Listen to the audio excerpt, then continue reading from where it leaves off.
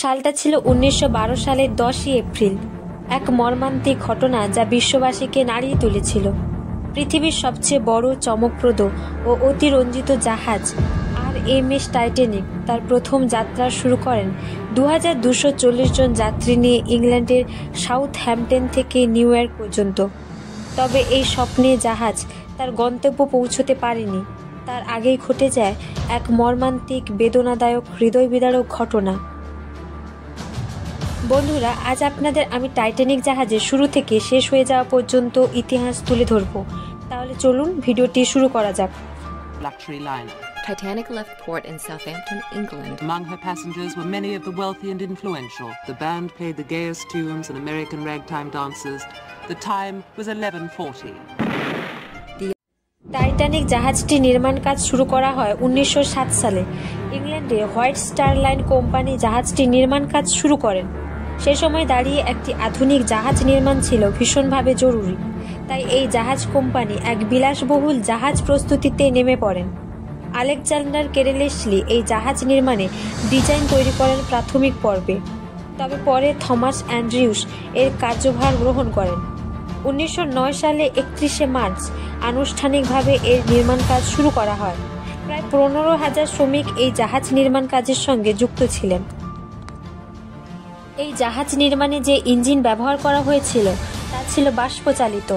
প্রায় 5 বছরের পরিকল্পনা ও 2 বছর কঠোর পরিশ্রমের পর টাইটানিক 1911 সালের মে মাসে নির্মাণ কাজ শেষ হয়।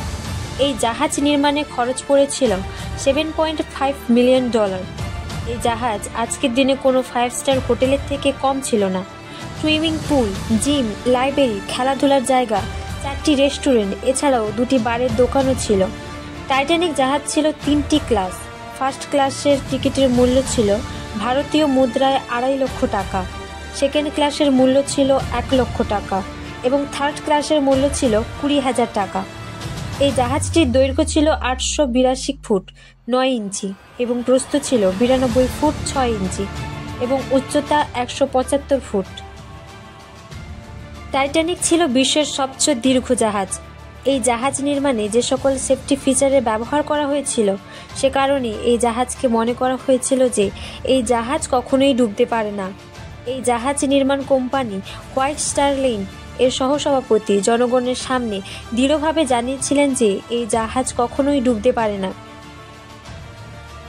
এই জাহাজ নির্মাণ কাজ শেষ হওয়ার পর থেকে বিভিন্ন মিডিয়ার মাধ্যম দ্বারা প্রচার চলতে থাকে।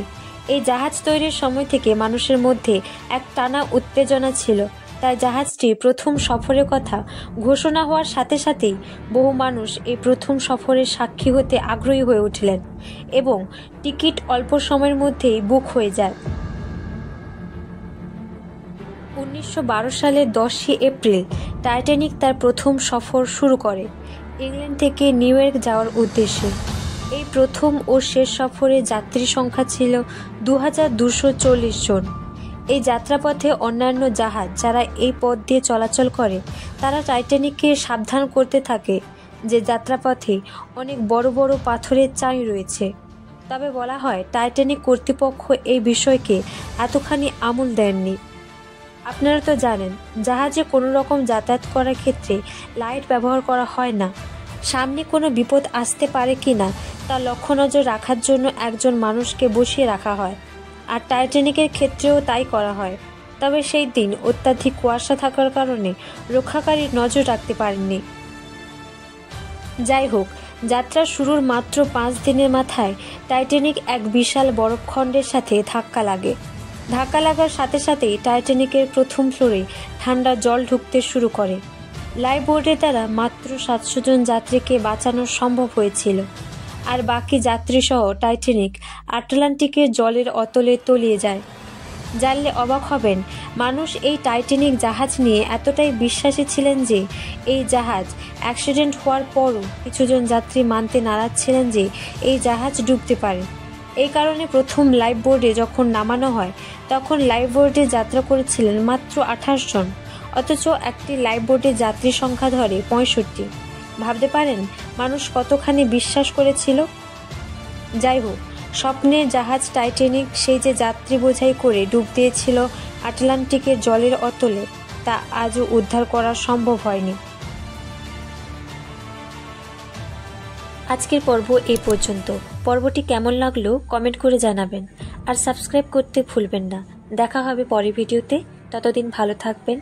Till then, tata, by.